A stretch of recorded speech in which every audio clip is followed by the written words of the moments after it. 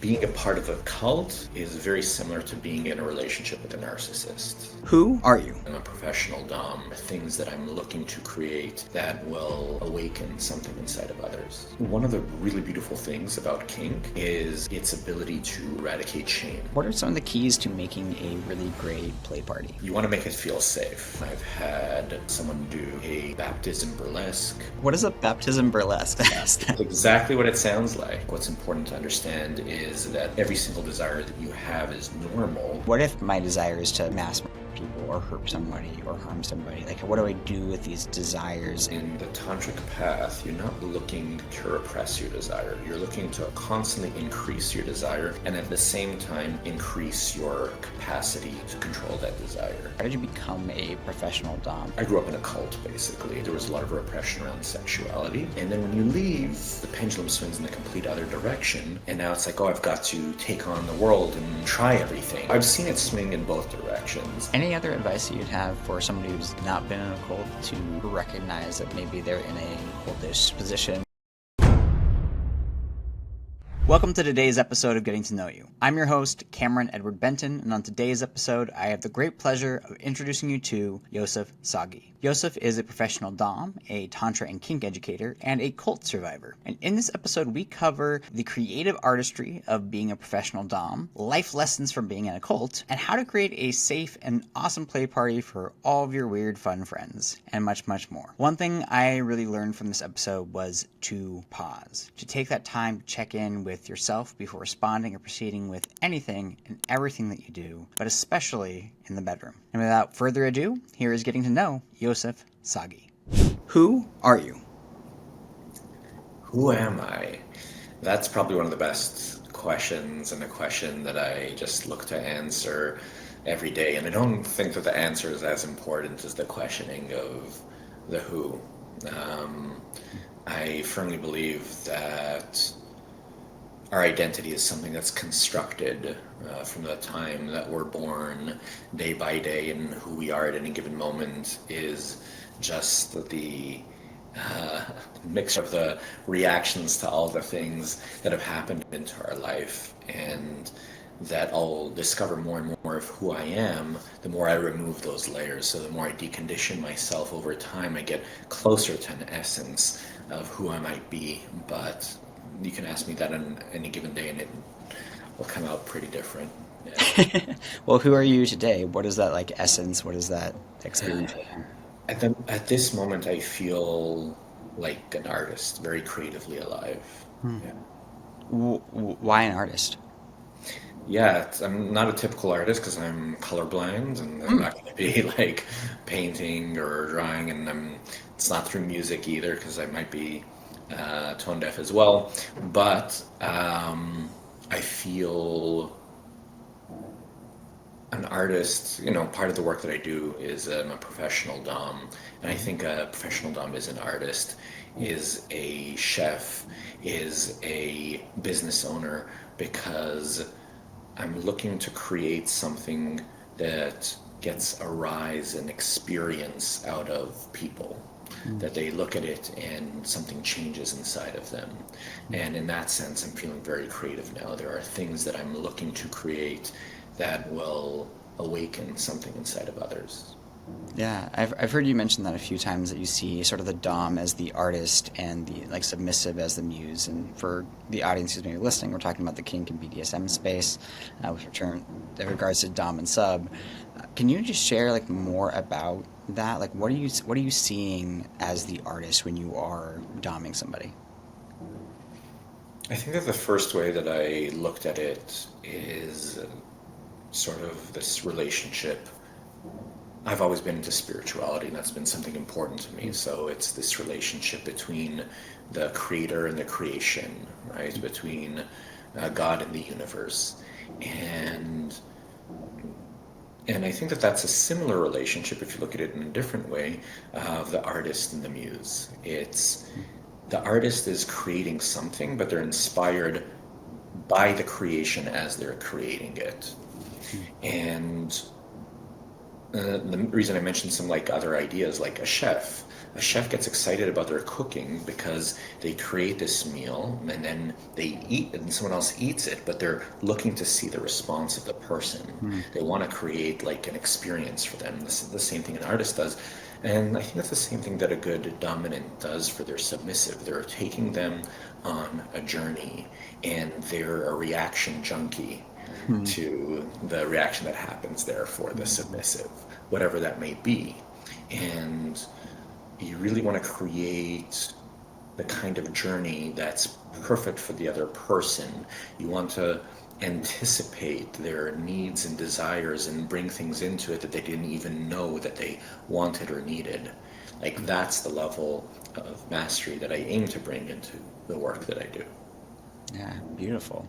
Yeah, what I heard a lot in that was this idea of being like highly attuned to this person. You mentioned being like a reaction junkie, essentially, like really paying attention to like, okay, cool, how do I create this effect? And the image that really popped in my mind is I often think about the fact that like the DJ isn't really playing music; he's playing the audience, right? He's Yeah. getting finding ways to get them to dance, to move, to cheer, to clap, to be stunned in a moment. He's really taking us on this roller coaster through music as the tool, but it's really like guiding us through this experience. And it sounds like that's similar to you with being a dom, is you're guiding somebody, using these tools to create an experience, but it's that experience that you're ultimately looking for. That's right. And there is that live feedback part because it's one thing to be a DJ in a radio station, you're not getting the feedback from the crowd, or to teach a class virtually to people who don't interact with you, to being like on a stage and feeling the energy from the people, or being in a scene and feeling the energy from your submissives, or being in any type of container, even like this right here, right now, there's a feedback that you get, and based off of the feedback, you Hmm. attune, you adjust, you respond, and there's something amazing about that co-creation that happens there. Yeah, yeah, yeah. That's awesome.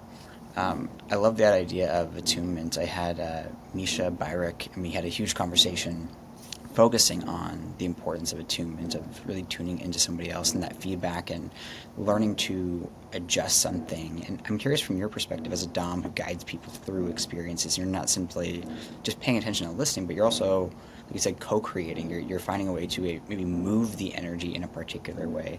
How do you stay attuned with somebody and intentionally also shift that energy or shift something into a different direction? Yeah. So with the work that I do, I would say domination is a part of it, but it's part of like of a bigger container, a container of personal transformation.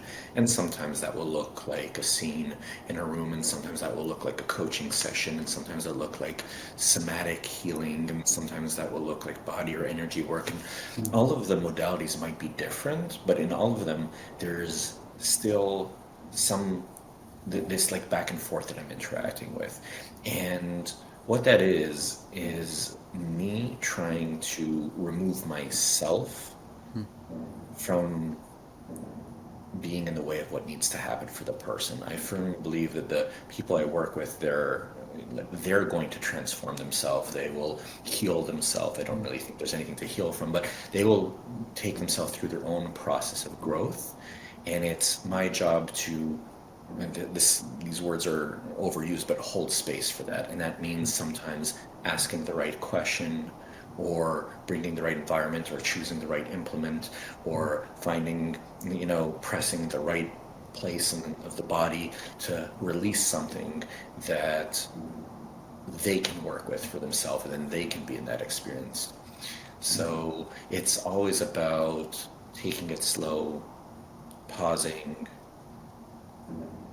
creating, like the pause is important, this like pregnant pause, that a lot of things can happen inside of that. I think a lot of times we rush to do the next thing, to ask the next question, but when you take a break, sometimes it creates more space for the person to be in their own process and for something new to come through. And then to pay attention to that and notice their nervous system. Is it activated? Is it regulated?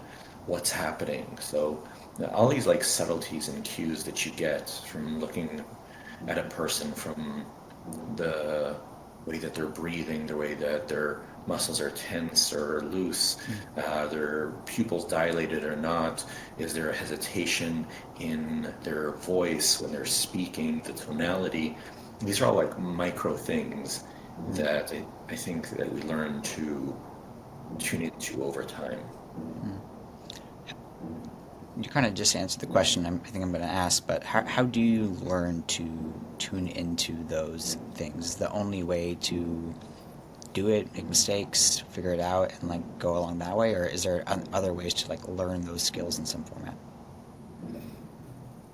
I think part of it is recognizing that there are no mistakes, there's feedback, right? Because if you respond to a certain type of behavior or action with another action and it didn't go the way you wanted, you get a feedback, an understanding of, and you can learn from it of why it didn't work that way. And over time, you'll notice there is less of those crossed wires. I think attunement begins with attuning with yourself. So when you're tuned into your own breath and your own presence and you slow down with yourself, you sort of become this antenna to be able to sense it in your surroundings as well. When you're scattered, when you're not present, when your energy's all over the place, it'll be hard to attune to something else in the space. How would you guide somebody into developing that self-attunement? There's a couple of things. I think that one of them is something I alluded to a little bit earlier, which is I like to take myself out of the equation. What does that mean? It means that I want something greater than me participating in what's happening here. And there's a lot of different ways to think about it. Is it God? Is it the universe? Is it a collective consciousness?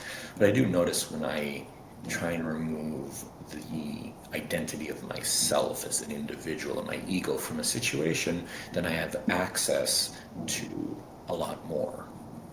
And the way to do that over time, to practice it could be meditation or any type of mindfulness practice, but it's also an intention that I set when I go into a container, a space that I do, which is like a mantra that I repeat to myself to remove myself from the equation and let something greater work through me for the highest and greatest good. Right. So it's having that mantra, having that intention, and it sounds like ultimately trusting it. And trusting it and cultivating it. And sometimes things don't go the way that you planned, but sometimes that's better than what you could have planned for as well. So, Yeah, beautiful. How did you get into this work? How did you become a professional Dom? I mean, I think you're the only person I've ever met who goes by that title, who at least isn't in porn or in some, kind of title or work like that. So how did you end up becoming this version of yourself? it relates back to that first question that you asked of like, who am I? One thing that's always been present to who I am that hasn't changed is curiosity and thirst for awareness of myself and awareness for the universe around me. Like I really always cared about that. I was a curious kid. I had questions people couldn't answer. I got into spirituality. I got into personal development. That's always something that's been a part of what I've done, either professionally or just on a personal level. And through the course of, I think what tends to happen for me is I do certain work for myself because I have pain or suffering in my life I'm looking to remove. And as I do that and I found modalities that work for me, sometimes I want to integrate those modalities into what I do with others. And over time, I've sort of collected a really interesting group of different modalities. And why I speak a lot about being a professional Dom these days, because it's the most recent modality that I've integrated into the work that I do. I don't think that's all that I do, but it is a big part of what I do. And I find that besides the fact that I think people are curious about kink these days, and there's sort of this like sexy factor to it, but one of the really beautiful things about kink is its ability to eradicate shame. Hmm.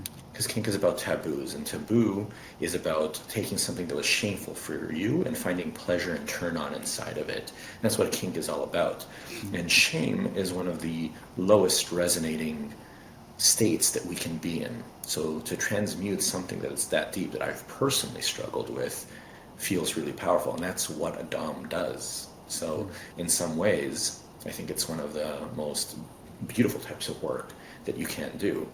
I don't think every dom that does that consciously or intentionally per se, but I do think it's the modality that creates a beautiful space for that. Hmm.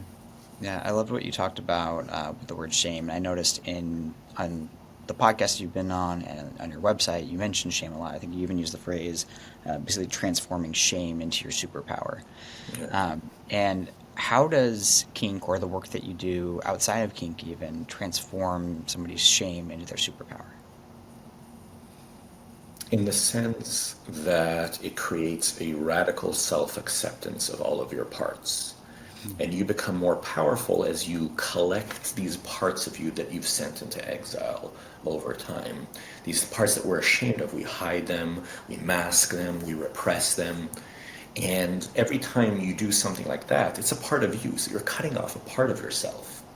So the work of kink, of shadow work, of a lot of these types of modalities is going and collecting these pieces of yourself and reintegrating them into your life. And the more pieces you collect, you can think about it like in a video game. You're like collecting power-ups. You become a more powerful person. You become that. Those are your superpowers. Because now you have a collection of all these things that used to be the greatest weight that held you down, and now you have a radical self-acceptance and self-love of them. They work for you rather than against you. That's Yeah. not just like canceling it out. That's like shifting the scale to the completely other direction. Yeah, I love that analogy because I'm a huge video game nerd, and Yeah. it makes me immediately think of Metroid. I don't know if you played Metroid or not, but like Right. basically she starts off and like her suit is just kind of everywhere, right? There's all these pieces of her more or less scattered throughout the game, and then as you go through it, you basically start to rebuild yourself. And by the end, you're sort of back to the powers that you maybe started with, but even better. And it makes me think about that, like when you're integrating these different parts and pieces of yourself in this way. Um, I'm curious, like with that, when you talk about parts that are separated, what are some of these parts that are often separated that you're seeing, either within clients or within your own journey? Yeah. I think one of the facets of ourself that we have the most shame over and then become most repressed are mostly things to do with sexuality, desire, those types of topics. We live in a reality where we're not really supposed to want, we're supposed to give, we're supposed to share. That's the good thing to do. And so then anything that becomes about creating something for yourself becomes either repressed or in a rebellious way becomes expressed in a more toxic way where you go towards like greed and Mm. uh, lust and gluttony, naming some of those deadly sins as they call them. But each of those things that has a beautiful side of it if it only gets integrated. Because when most people are acting out in those ways, they're not really acting from a place of acceptance. They're acting from a place of rebellion, which implies that they still think it's wrong. Mm. So we get to change our relationship to it because when we're acting from a place of rebellion, we tend to be more reckless and about it and less aware in our actions. So we want to bring the integration brings more awareness back to those parts. So then the choices that we make come from a more expansive place with more vision and more power, really. Yeah, when you talked about, these repressed parts coming out in different forms, whether that's greed or lust, do you have a story, either personally or from a client's perspective, of how that was manifesting and then how that shifted through this work? Hmm. Hmm.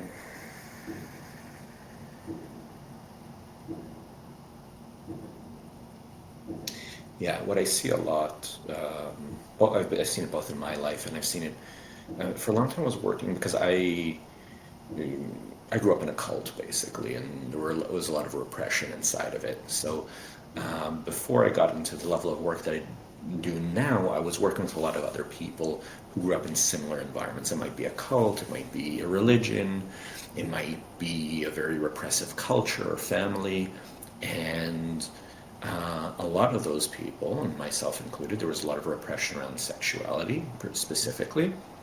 And then when you leave, there tends to be a desire to catch up on lost time, to do all the things that you didn't get to do.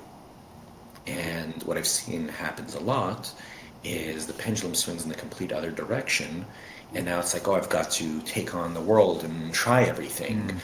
But trying everything with it's like first you're driving a car with just brakes, and now you're driving a car with just the gas. And both of the just the brakes, you're not going to get anywhere, but just the gas, you might get somewhere, but it's reckless and dangerous and chaotic along the way. And I think that became, to a certain degree with myself and to sometimes larger degrees with some of my clients, a way of life of just, I want to try everything. And that often leads to a lot of hurt, a lot of mistakes, hurting yourself, hurting others, regret. In the same way that you can have regret about being repressed, you can have regret about being reckless. And sometimes it takes like a little bit of that swing of the pendulum in the other direction to find your center eventually. And I've also seen it go the other way. I've seen people who started their lives, they didn't have those boundaries, and they had like wild childhoods, and then they went from there and they swung the other way, and they were like, oh, I need to be completely celibate, and I need to like stop this. It's been ruining my life. So I've seen it swing in both directions.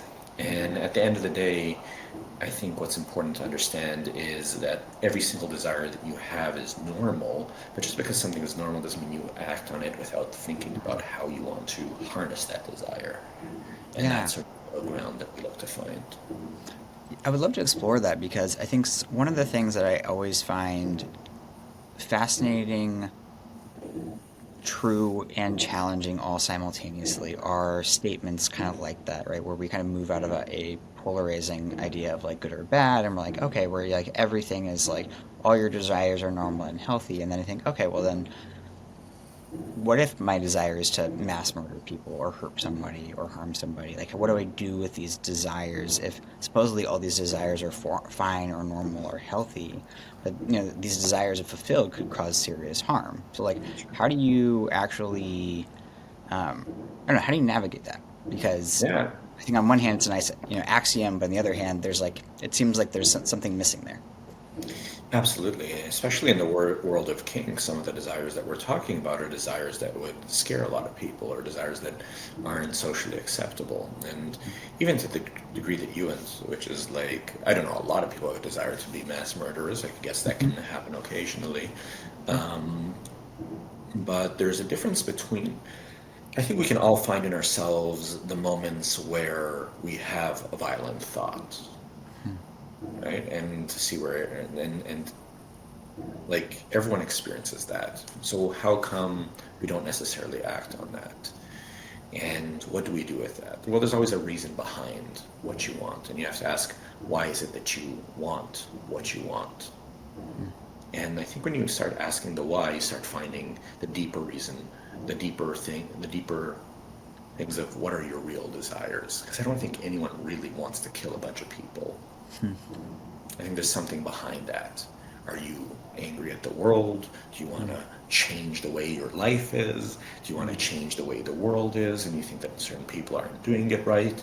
So there's a desire behind there that you want to create a change. So that's something worth looking at.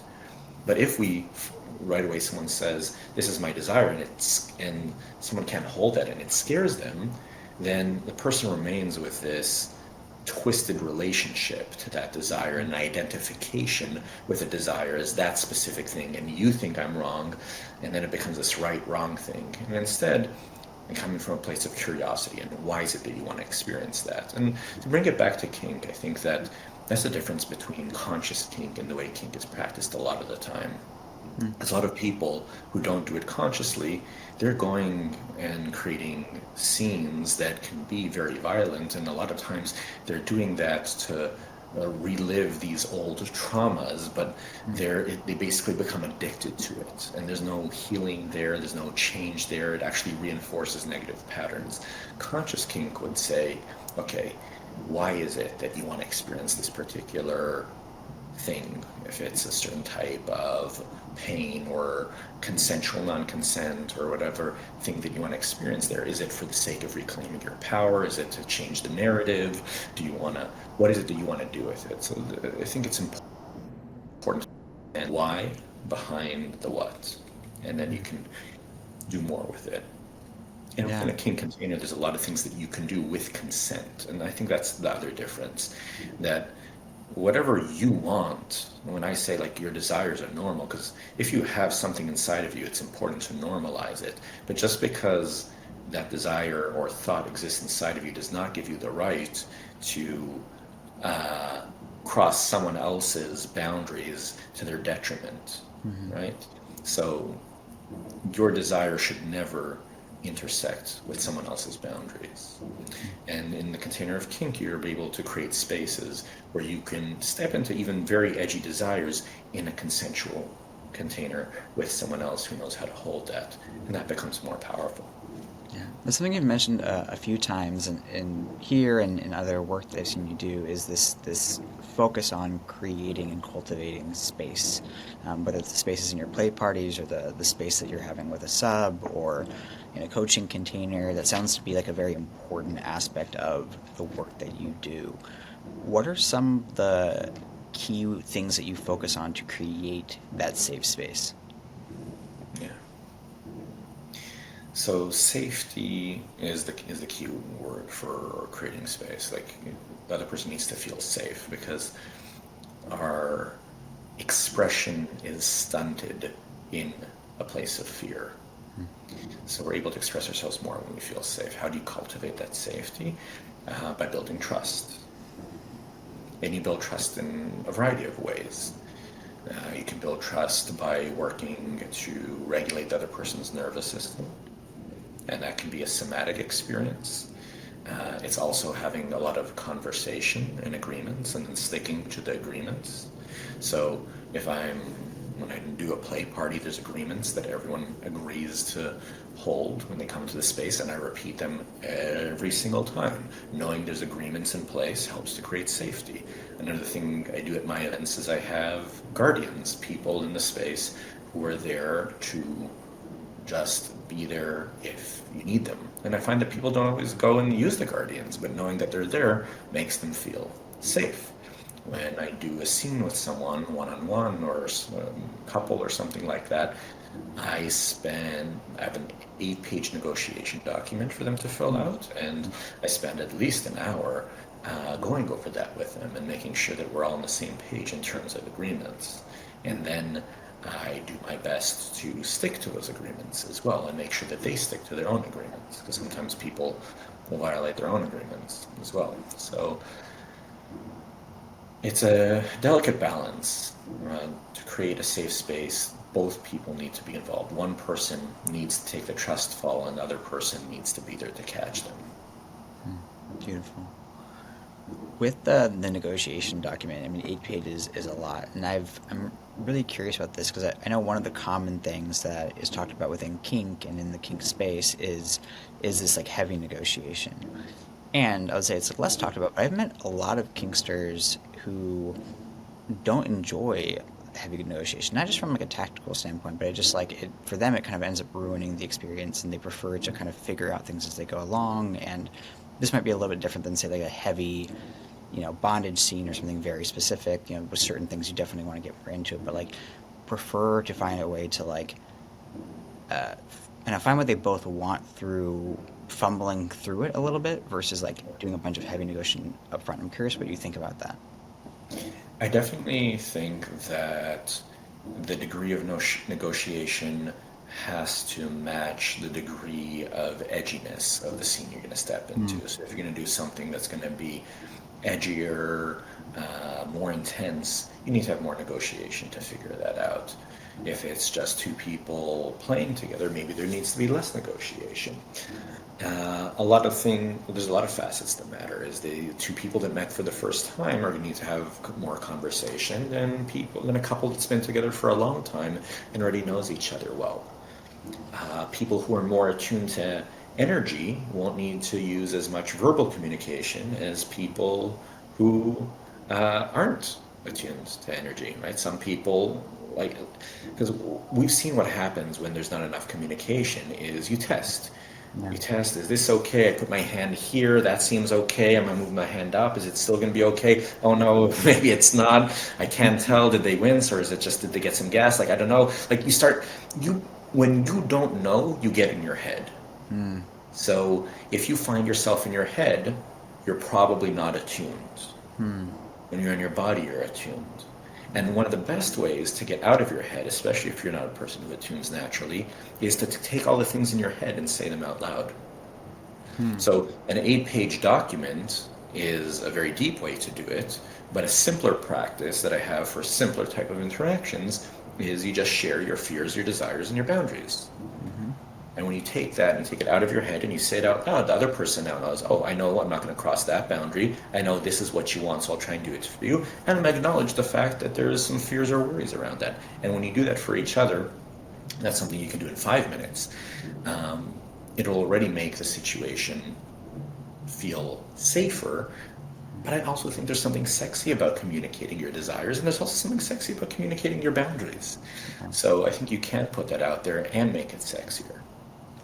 Yeah, I love that. I super agree with the last part that you said too about communicating your boundaries and communicating your desires as being sexy. And I've had a couple of different girlfriends who, one of the things that I have always communicated to them is like, honestly, the more I know about your boundaries, the safer I feel with you, and the more like sexy it is to me because I know that you're not going to let me walk over you. I know where your limits are, and know that you have limits versus like feeling like, well, if I do something and then this hurts you later, and then like I could get hurt from that, you could get hurt from that. Like that's not safe for either of us.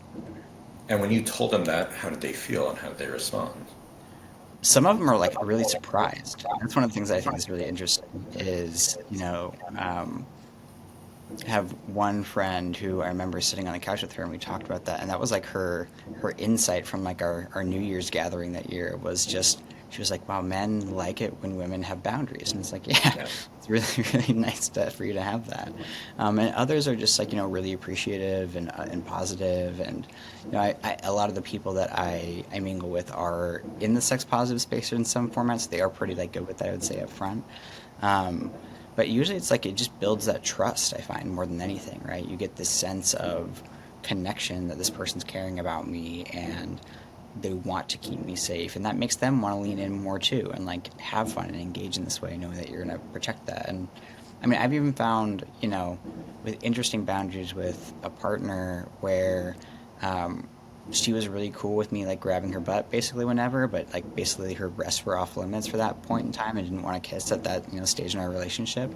But it also like that made it really fun, right? Because then there was this like really interesting dynamic where she really liked this and we were kind of enjoying that, and then the rest of it kind of had this tension or tease around it that was we weren't engaging in, but there was this other way that we could play and connect that was very fulfilling, was outside of the box, right? It took creativity.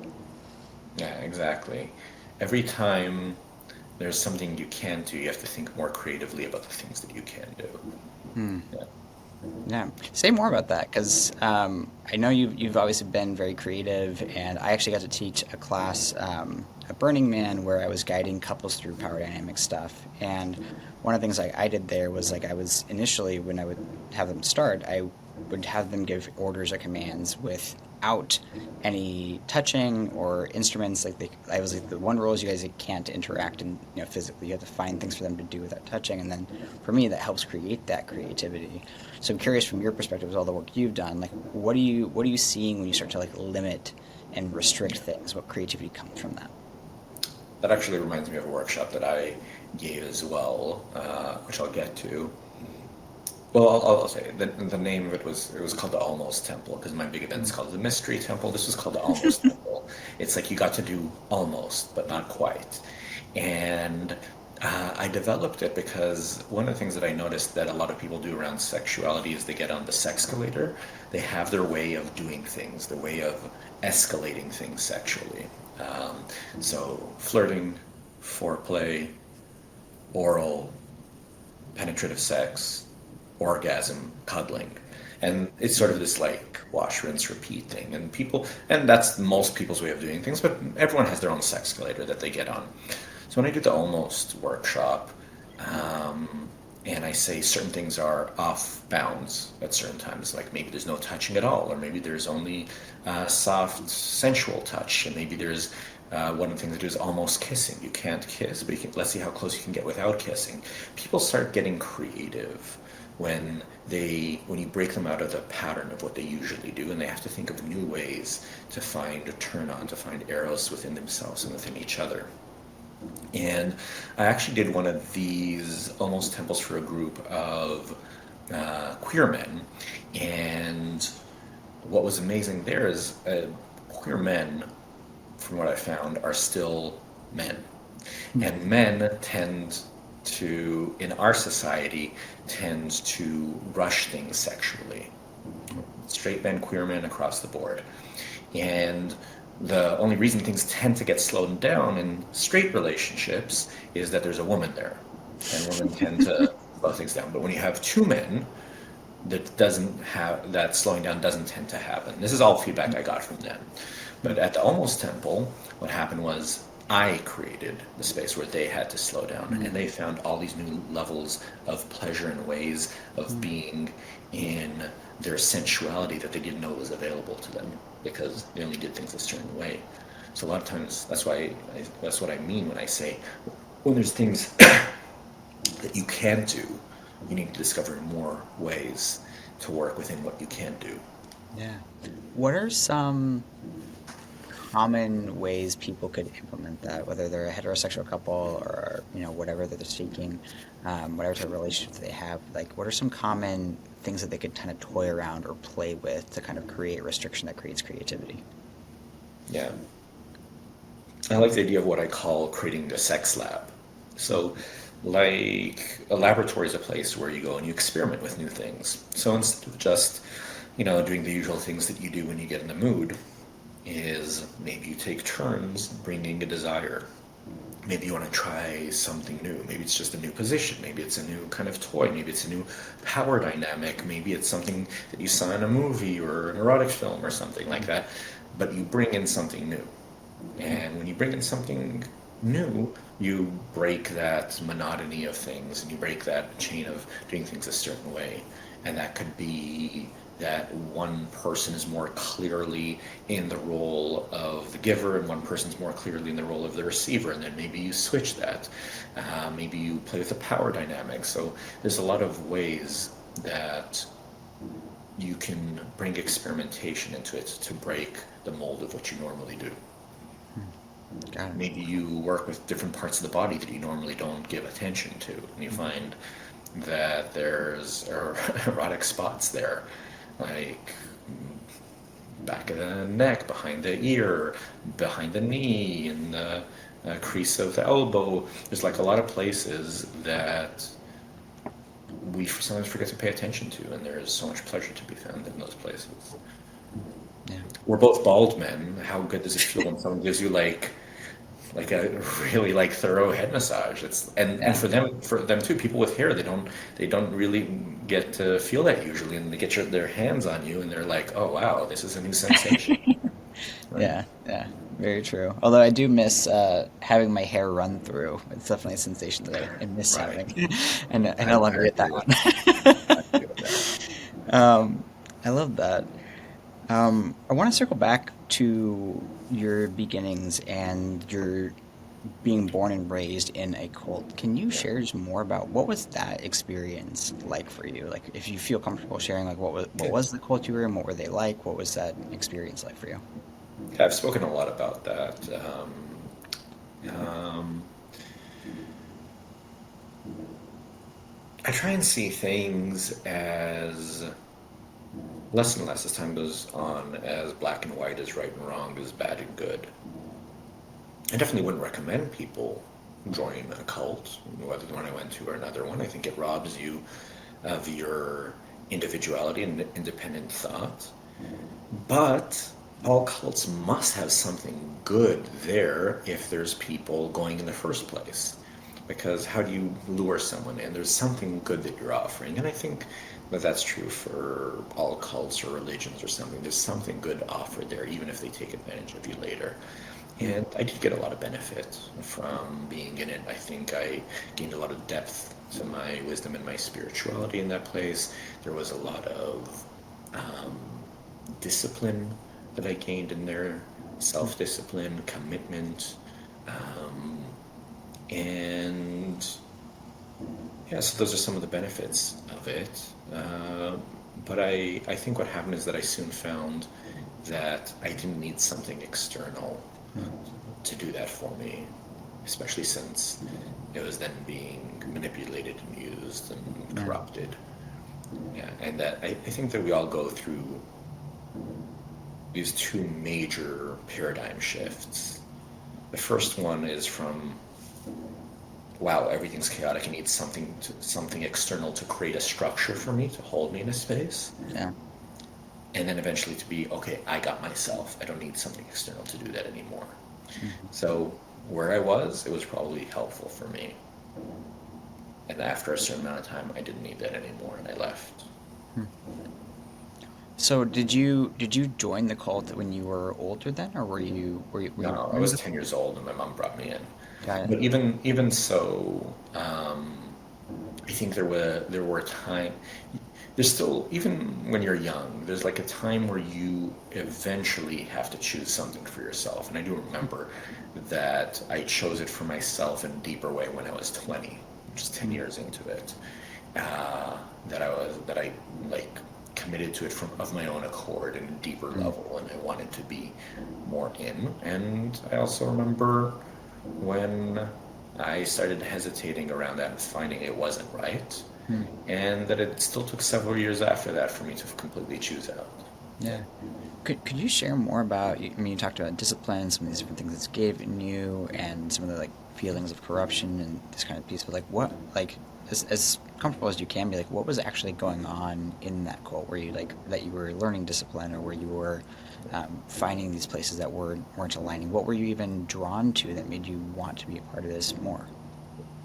I think what I was drawn to is a greater sense of purpose. And again, if you feel purposeless, I think having an external sense of purpose can be helpful, but eventually, again, realizing that no one else can give you a purpose. You need to choose what feels purposeful for you.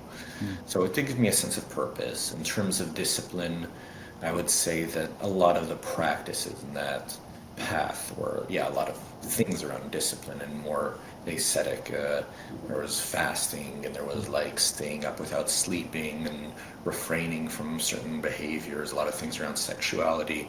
And I think the shadow side of it is the repression of desire, but the more powerful aspect of it is, or the more empowering part of it is the ability to have power over your desire instead of the desire having power over you. Right? So taken to extreme, it becomes repression. But in the right balance, that's sort of what we talked about earlier, in the right balance, I don't want to let my desires drive me. Yeah. I want to use them and harness them. I don't want to repress them either. Right? So I got if you look at the yin yang, I got the yang half of the equation there. Right. Yeah. It resonates a lot too with what you said earlier about, if you've had this life where you had a lot of control in your life and you didn't have these things, right? And then you're kind of free and you like go this other direction and you're like, I want to try everything. Life is a buffet. There's so much to eat, so much to gorge myself with. And then you kind of go too far. Well, like in part because that control of desire, it sounds like, wasn't yours, right? And I don't mean yours like you, Yossef, necessarily, but just like the person's, right? It's not mine that I was experiencing. I had a control over me that was leading to these behaviors versus like, this is my choice. So then we swing from one side to the other because I now have the full reins to do whatever I want. and then it's like, okay, well, I don't like just doing whatever I want is also not super great. So then how do I have control? But then how do I have control maybe without the shame that maybe came attached to that? That's right. You've spoken again a lot about shame and like how did the dance that I just talked about like learning how to control your desires without shame and like how to find that discipline, that healthy level of discipline. Like, how did you develop that? I think it's one of the things that I learned when I started studying Tantra. So towards the end of my time at the cult that I was a part of, they didn't cults don't like you studying other things, but I did sort of sneak out and I really wanted to get into Tantra. I knew that there was something there for me. And one of the things that really stood out for me there is that in the tantric path, you're not looking to repress your desire. You're looking to constantly increase your desire and at the same time increase your capacity to control that desire. So you're increasing both. And actually, when I learned it in the tantric way, I recognized that there was that similar wisdom where I came from as well. It just wasn't in the theory, it just wasn't practiced that way. And so this idea of increasing both your capacity and your control is really important. If you're all control, right? If you're just controlling yourself with no desire, it's just dead. But if you're all desire with no control, it's chaotic. So you've got to balance those two things. It's like what I said earlier with the car's got to have the brake and the gas for you to get the way, and the steering wheel, for you to get where you're going. And the steering wheel is sort of the intention of how you want to direct that energy. Yeah, I know Tantra is much more complex than you can probably fit into like a single sentence Yeah. or a short even podcast clip. But like with that, how do you actually develop that dynamism between discipline and desire, that ability to cultivate that energy and then that growing of the container simultaneously? I would say that yes, if you were to try and take a thousands-year-old wisdom and reduce it into a nutshell statement, is that that's what is Tantra. Tantra is all about. It's about harnessing the sexual or creative energy in order to direct your life to a place of moving away from suffering and towards bliss. That's what it's all about. And from a tantric perspective, that's done a lot through mindfulness practices, meditations, and they have chanting, and there's poses, and there's energy work, and all those different things that are there. But in a simple way, I think it's about awareness, increasing your awareness, paying attention, paying attention. Again, this goes back to your first question. Who am I? Always asking the questions, who am I? Where does this desire come from? What is it about? What's really there? More questions you can ask yourself and just leave yourself in the question and the awareness that comes from that. Greater awareness leads you to having more conscious options to choose from. And then you're more likely to do something that benefits you rather than harms you. Yeah. With Tantra and a lot of the spiritual sexual space in particular, it's kind of like new Neo Tantra, you know, health and wellness space can be that way too. Like there can be this cultish energy to a lot of these spaces. And I'm wondering what your experience has been like as you've gone from an actual cult to then, you know, exploring Tantra, to exploring BDSM and Kink. And I'm sure running into a lot of these edges or other maybe things that on the surface are offering something great and then don't. How do you, yeah, what has your experience been like navigating that? Well, for me, I don't know if it's true for everyone, but for me, being in one cult made me hyper aware of all the other cults. And the place where I did go to study Tantra turned out also to be very culty. And a lot of other personal development places I went and I peeked into over the time, I just found it. I just found like those vibes are everywhere. And in the BDSM world in a different way. It might not be your typical cult, but there's power dynamics there. And when there's power dynamics, people are going to take advantage of those power dynamics. And that's something that exists everywhere. And I think that's why it's so important, especially when stepping into these worlds of sexuality where the energy is so palpable and so easy to use and corrupt in ways, especially in places where there are power dynamics exist everywhere, is to really hone that inner compass and really tune into your nervous system. Does this feel safe? Does this feel right? Check in with your gut. Like, that becomes extra important. And that's why also, going back to the communication piece, it becomes extra important to ask as many questions as you can. If people are going to be avoidant of your questions, I think that that's when you can notice that that something's up.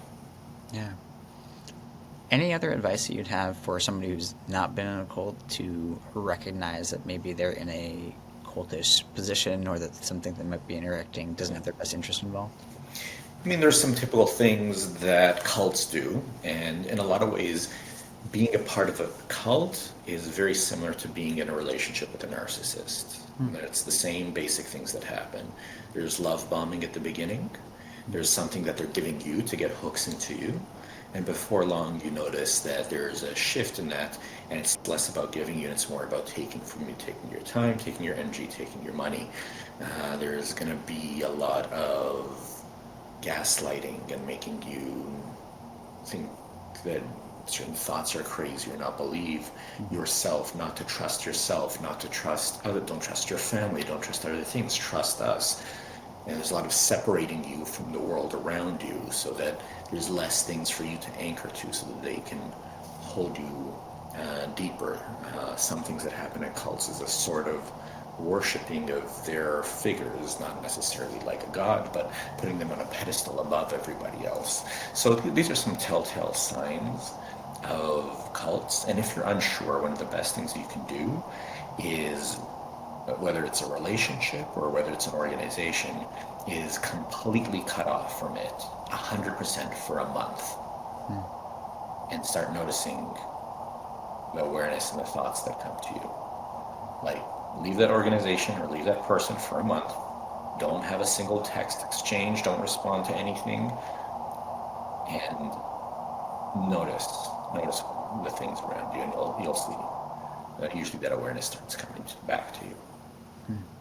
Yeah, so having that piece of separation where you're able to really wonder and notice. And Yeah. I've been in a situation where somebody ultimately had like a very PTSD reaction towards me, and was gaslighting me from that reaction, and kind of abusing me in that situation. And I remember just, I've never been in a cult, but I remember she was. And after we separated, and I had to take like 3 days just to ground myself and talk to a couple other friends, and like go over what was going on, and like understand what was happening for me, because it was so disorienting, just that one interaction. So I can only imagine what it was like to be deep in something like that for so long, right? Where it's like, to your point, I think one of the early things you said was, you actually kind of give up your conscious thought, right? You give up your ability to think for yourself in that space, to go that deeply. That I imagine it can only be that inner compass on a deep level that pulls you out of that. Yeah. You start noticing the patterns more when you're not constantly bombarded by the systems of manipulation and control that they have you under. Mm-hmm. You start hearing your voice again instead of only their voice. Yeah, yeah. It makes me think too. I had this idea that I was laughing about in my head while we were talking, because I was like, oh, I want to write this book called like Everything's a Cult, and then I was like, maybe I should just like write at least like a chapter, an article first before I write the book. But yeah, I mean, that's something that I always feel like too, is somebody who grew up. I mean, I didn't grow up in a cult, but I grew up in a conservative religion, and there's definitely like some harm and challenges that come from that. And one of the things that I've noticed for myself and other people who have been in some sort of like heavy religious setting or a heavy personal growth cult setting is like, once you've had that experience, you're able to recognize those patterns. And it seems like with almost anything can become a cult, right? And there can be a cult of Elon Musk, there can be a cult of the Democratic Party, there can be a cult of whatever. And it's like, to your point, I'm always looking for those things where people are That's right. like not connecting with themselves, or they're always kind of connecting to a particular narrative about that thing in this positive way and are not seeing the opposite arguments, right? They're not integrating or actually even acting and connecting with those other pieces that don't just fit their specific narrative. That's right.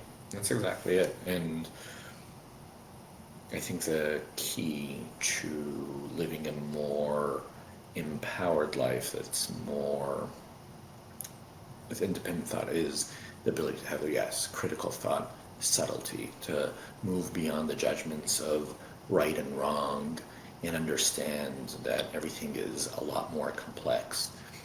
There is strong forces that push us towards extremes all the time, because when you're in an extreme, there's an identity. And when you're with people with the same identity, it feels like community. To live beyond these communities, the far left and the far right, or however you want to say that's political, but it exists everywhere, one religion or another religion, or being an ardent atheist or whatever. Anytime you know something too much and you're around other people who know the same thing, you're in that echo chamber, and there's very little personal growth that happens there. Personal growth happens most when you move away from judgment and towards curiosity, towards questioning without having to figure out the answer right away, but being in the question. And yeah, the subtlety there is what brings more awareness. And yeah, this conversation went in a lot of directions, but I think that's part of the dangers of the times that we're living in now. We're living in a time where, with AI and with other things that are coming forward, it'll be hard to tell what's real and what's not real anymore. Disinformation is already one of the biggest weapons being used against us, from all sides. And the only thing that will continue to guide us is that knowledge of the self that happens through regulating the nervous system, tuning into the inner compass, tuning into that gut feeling. That's going to become more and more important as time goes on, because of the level of disinformation that's going to continue. So I think that's another one of the gifts that comes along with doing any type of somatic work, which I think kink is a big type of somatic work, is the ability to recognize the states that you're in at any given moment and to follow and learn from that. Yeah, beautiful. I think that when I think of the somatic work and what you're talking about, right, it's being able to tune into the body, right, getting to a sense of like, what does the body actually feel? That's right. And I think, I can speak from my own experience. It's very easy for me I like being alone. I really enjoy my alone time, and I like being in my little apartment and have my things, and I like working, I like getting focused and stuff, and it can be really easy to get disconnected from my body in that space, because I find being with somebody else is where I access my body the most, whether it's through dance or whether it's through whatever. And it doesn't even have to be like touching or anything like that, but just something being around them, right? And it can be, in our current culture, we are so easily separated because of technology and ease and the benefits that we've gotten from capitalism. Like, I can order all my food to my house through groceries. I never have to leave my apartment if I don't really want to, at this point, right? And the downside of that is that we don't go to the grocery store and bump into that friend again. We don't ask that friend for a ride to the shop. We Uber, right? We do all these things that are convenient, and make our lives easier in some ways, but have also like separated us and pulled us away from each other. I know one of the things you talked about before, like, is community and the importance of that. Like, how do you go about building community and finding more engagement with more people to like actualize that embodied work outside of practice, but really like finding people? Community is something new that's been on my radar recently. It's something I've often craved. So on one side I crave community, on the other hand I despise echo chambers and cults and anything like that. So it's tricky because people tend to bond over shared values, and then sometimes you lose yourself a little bit in that. But what's been happening organically is because I've been doing these big events called Mystery Temple, I have about 100 people come to any given event. I have over 1,000 people on that mailing list already. Those people want to stay in touch beyond every other month when I host an event, is to do more things in between. So I think I'll have a better sense of what community looks like going forward. But what I really like about this community that might be building is it does feel like like there's a lot of variety in that community. Variety in terms of ideology and belief, variety in terms of the diversity of the people there. There's, I mean, maybe the one thing in common that everyone has is that they're sex positive. But even that looks very different because I have tantrics and I have kinksters and I have swingers and I have monogamous people. And there's all kinds of people, but they get together, I think, around the shared value of positivity around sexuality and personal development. Yeah, I love that. I think that's such a phase that we're in, and something that's a value that's so important to me is bringing these cults together in a sense, right? Whether it's the cult of the swinger or the cult of the monogamous person or the cult of the poly person or whatever that might be. It's like I think our world, the gift of the internet was, all of these subcultures that you didn't have access to if you were in a small town in Wyoming. Now you had suddenly pure access to, but you were also isolated in that regard. And then you were able to kind of hyper find your community in this very niche way and didn't have to interact with these other communities. But then we've all been in these echo chambers. And it sounds like in this world right now, we're slowly starting to move more and more towards like, how do we synthesize these things together? How do we create more cross-pollination? How do we help each other out and not just get lost in our own miasma? Yeah. Yeah. And those are all good questions to ask. I definitely don't have the solution to it. One of the biggest things that has sort of like made me hesitate over time is like, am I starting to build a cult? Am I going to end up being a cult leader? Right? And that's made me hesitate a lot. Like, I don't want that. And yeah, so I'm in the discovery process of what it's like to co-create a community where we all contribute something, and we all bring something, even though it's maybe something I spearheaded. But Yeah. I don't want to be the one doing all the things all the time. I want to learn and receive from the people in the community as much as I give. So, Yeah. I think it's important. If you want to explore that more, I mean, I think a really, really great place to start is Mia Schachter's work. They're blanking right now on their page. Consent Wizardry is like their title on Instagram, and they've written a lot about this idea. It's called the symbolic exemplar, which is a term that they use particularly within the Jewish community to refer to like the rabbi who gets like sort of seen as this figure of perfection or whatever it is, and dealing with that both as the person, but then also communicating that to the community that like, hey, I'm just a human being, yeah. letting go with that. So yeah, I'd encourage checking out their work. Yeah, please send that to me. I would love to check Yeah. it. That sounds Yeah. really cool. Yeah, definitely will. What are some of the keys to making a really great play party? Wow, that's so precarious. Because, and I think it relates to some things I said earlier. You want to make it feel safe, right? But you also want it to be playful. I've been to the play parties that err so much on the side of safety that nobody plays. Because we're all just sort of like avoiding it, and everyone just sort of Yeah. like dances near each other. And then I've been to some that didn't have enough of that, and yeah, that's more problematic, obviously. Always err on the side of safety. And so I think one of the things that makes a good play party is activations. So you want to create a safe container, but then you want to activate people inside that container. It's similar to the work I do as a Dom. The two main things I provide for a submissive is containment and activation.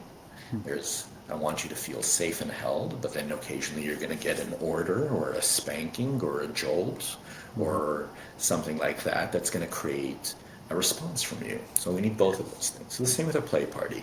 Set the container, have the agreements, send out a consent video ahead of time so everyone's on the same page, everyone's signing the same agreements, we're re-signing them at the event. But then there has to be something that gets people going. So maybe it's an activity where people get to interact with different people. Maybe part of it, maybe they need to be warmed up first with verbal shares in the group of what like turns them on. Maybe it's a performance to watch that creates a stirring experience. So I play with all kinds of activations. Another thing that I like to do at my party, besides an hour and a half of that sort of structure at the beginning, is I have stations where people who aren't self-starters can go to a station that's led and guided throughout the night. If they need that extra hand holding and support. So there's always something for everybody to do. Because when too many people end up sort of like sitting and nervous on the side, that whole energy becomes stagnant. But you have enough people going, more and more people get going as well. Yeah, I think it's been one of the challenges with the play parties that I've been to, or several ones that I've been at too, where the experience can be you either came with somebody that you almost know you're going to play with ahead of time, and those people are either playing, and then everybody else is just standing there with nothing to do or awkwardly interacting, and right, and so there's this kind of tension. So it sounds like one of the ways that you solve that is through creating these like stations. I'm curious, like what would some of the activations like be or available play like, in some of those stations that encourage that interaction and playfulness?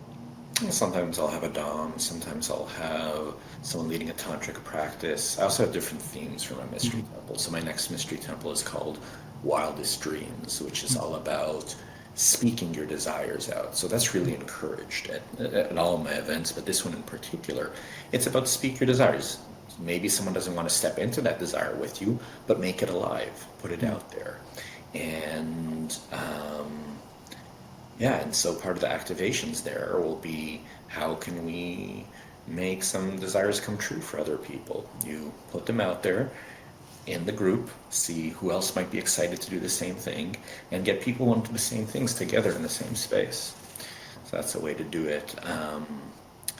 Yeah, they've been around the theme. So I have a theme called Sacrilegious, which is more about religious deconditioning, and that one I've had someone do a baptism burlesque, and What is a baptism burlesque? I have to ask it's that. exactly what it sounds like. Yeah, it's a it's a burlesque that ends in a baptism, and we had a pool, and she went and she baptized other people in the pool as well. I mean, you just get people naked in the pool, and it's going to be Yeah. good, right? So to just have different things that bring up, yeah, that activate people in some different ways.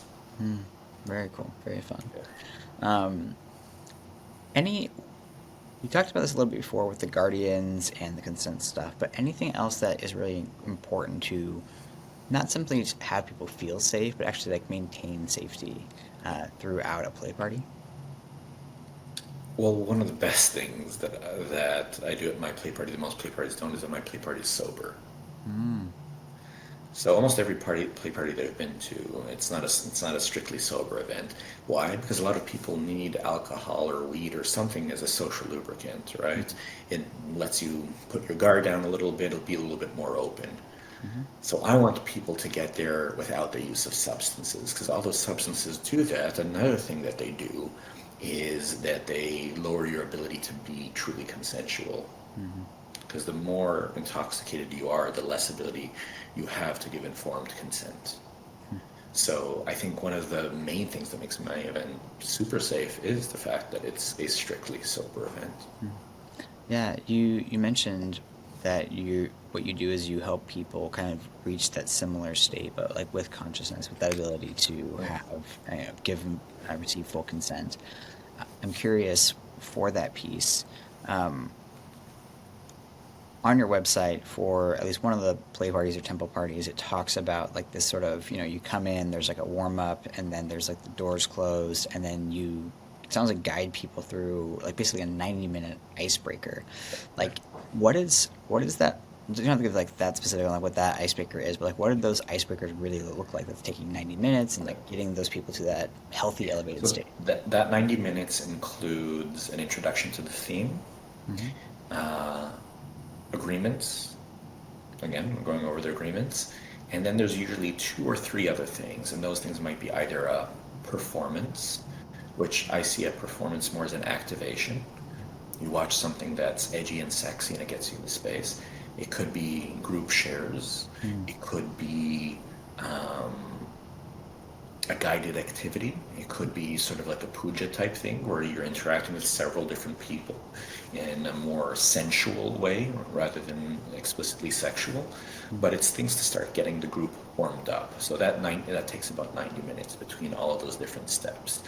And by the time those 90 minutes are over, people are usually well, they've had about an hour to just get to know each other ahead of time, and then they get those 90 minutes of extra activation, and by then they're usually good to go. And if not, we have activation stations as well. Yeah. And are you usually doing some sort of costume tied to the theme? Like, do you encourage a lot of that within it? Yeah, it depends on the theme. So for sacrilegious, the costumes, for instance, tend to be religious paraphernalia. I had my last event was called Erotic Avatar. It's the beginning of the year, and it's about choosing what facet of yourself you want to step into for the year. So you choose and you dress as the erotic avatar you want to be in for the year. The one before that was called Night of Light and Shadow, so it's usually all like black and white and 50 Shades of Grey is the dress code. And some of them have a looser dress code, so it just depends. Yeah. Yeah, very cool. One of the things I've learned about my channel over the last little while is about like 75-80% of my group of audiences are men. I'm curious, like, what advice do you have for men? I know it's a very general question, Right. which is your experience as a guy with a journey you've been on. Like, what would be like your guidance from your perspective for men? In play spaces or Just in general, yeah. In general. Whatever you want to go with that. Yeah. It's tricky for men. There's a lot of things that are tricky because there's been a necessity, and it's very important, to bring a lot of language around consent. And there was the whole Me Too movement and sexual harassment and all those things. It's been super important because it's been predominantly men who've acted outside of consent towards women and harassed them. So that conversation was important.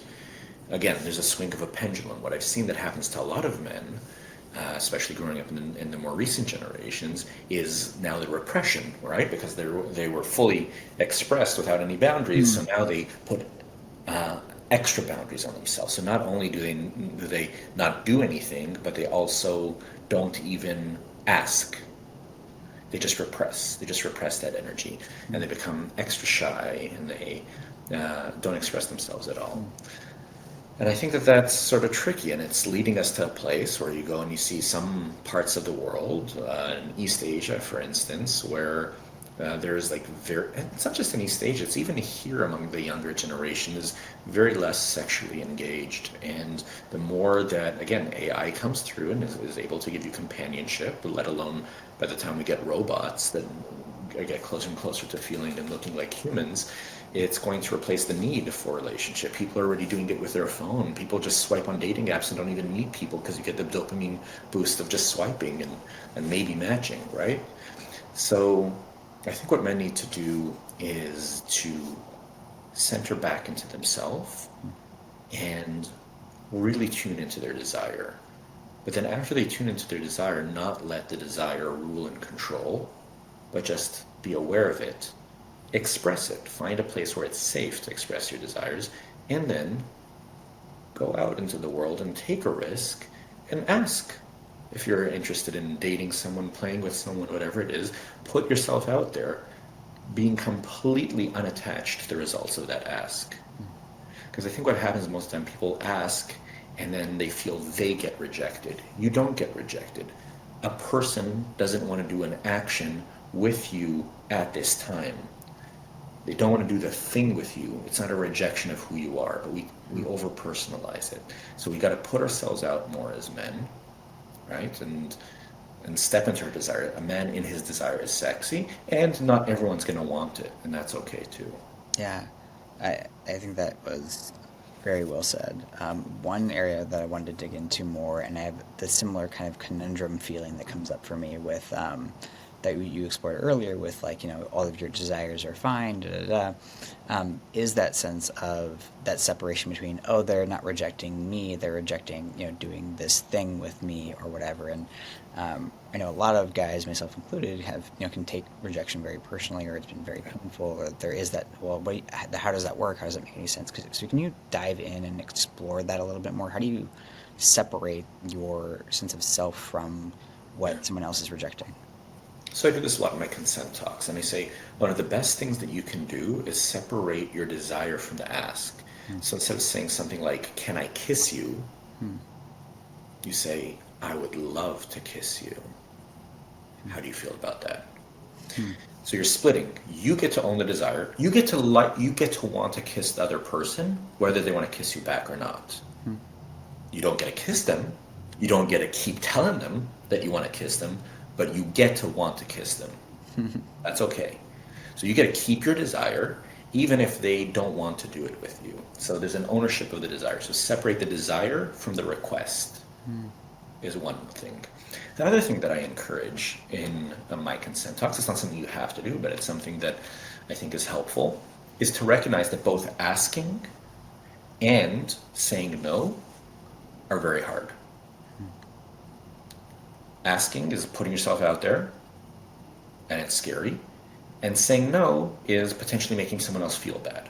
So we're all programmed to avoid saying no and to avoid asking for what we want. So one of the things I'd like people to add, not that you have to, but something that you can do, because why not do it in, especially in a conscious space, is if someone asks you, you can be like, even if you say no, you can be like, I don't want to do that, but I'm super fucking proud of you for asking. I bet that was really hard, and I want to acknowledge that. And then the other person gets to say, and I bet it was really hard for you to say no. That's hard for people to do. And I honor you for respecting your boundaries. That's really tough. And that way, there is compassion, and there's care, and there's learning and growth. Beautiful. How do you get better at saying no? How do you get better at saying no?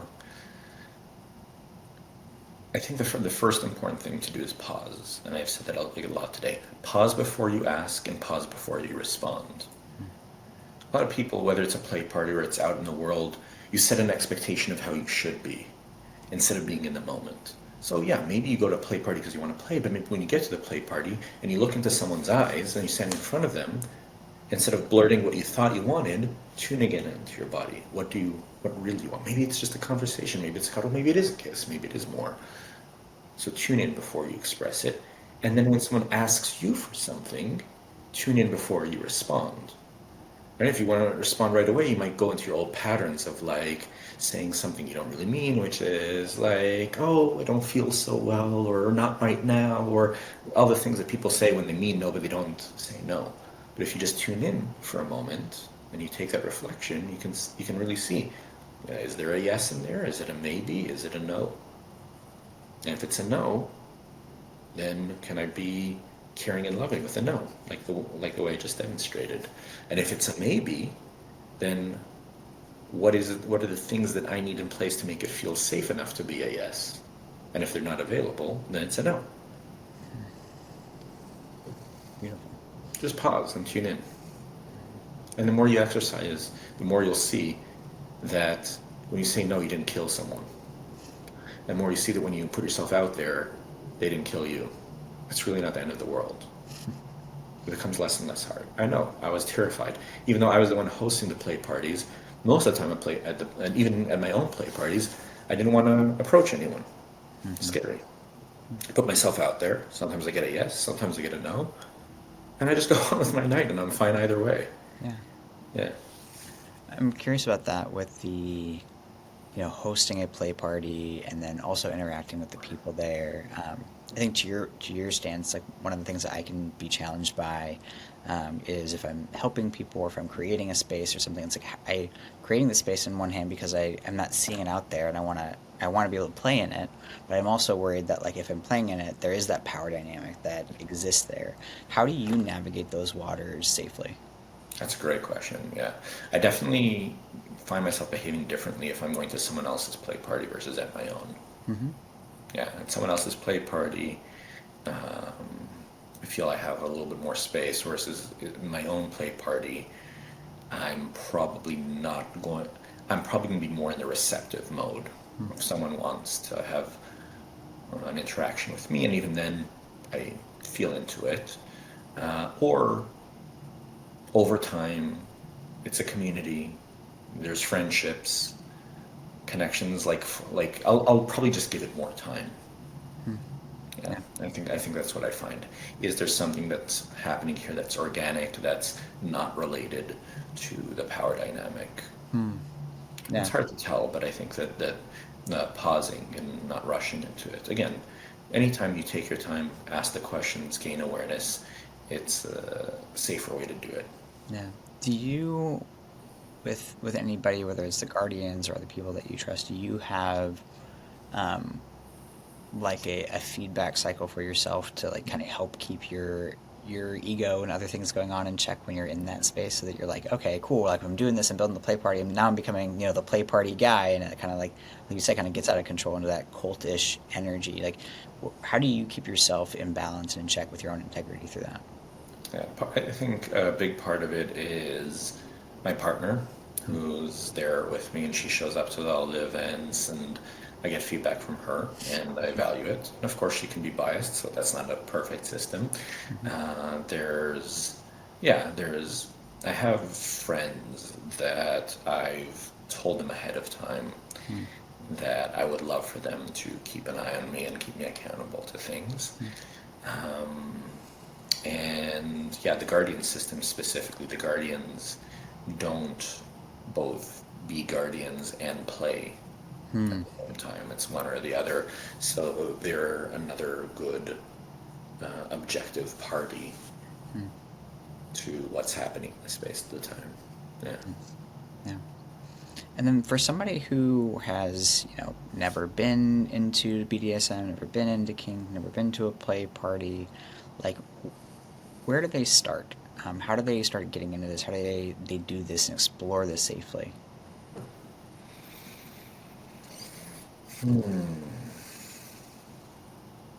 I think it's baby steps. I think it's also remembering that you can go to a play party and you don't have to have sex. Hmm. That's what I tell people all the time. At least my event, is a zero pressure, high opportunity environment. You can Hmm. come and be in a cuddle puddle, you can have conversations. I encourage people to just get to know each other. I Hmm. encourage couples coming for the first time, maybe just play with each other, only with each other for the first time. Like, take your time, go at your own pace, and again, tune into that bullshit detector inside of you. If it doesn't feel good in a space, maybe it's not the right space for you. Hmm. Try different things.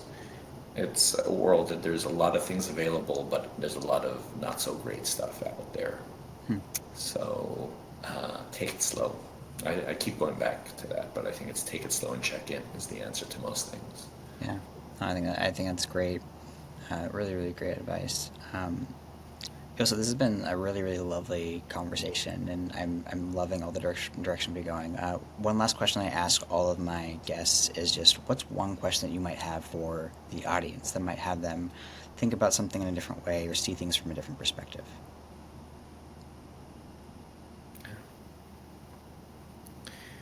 So it's like the book into your question from the beginning, which is, who would you be if you loved every part of yourself a little more? I love that. Well, yes, this has been fantastic. If people want to follow you, stick around for more of your stuff, where can they find you? The two best places are on my website at www.yossefsagi.com. Hopefully you can put it down there because my Hmm. name's not so easy to Yeah, spell. we'll put it there. Or Instagram at Yossef Sagi. Beautiful. Awesome. Well, thanks for coming on the show, and we'll talk to you again soon. Amazing. Thank you so much. Thank you. Ciao.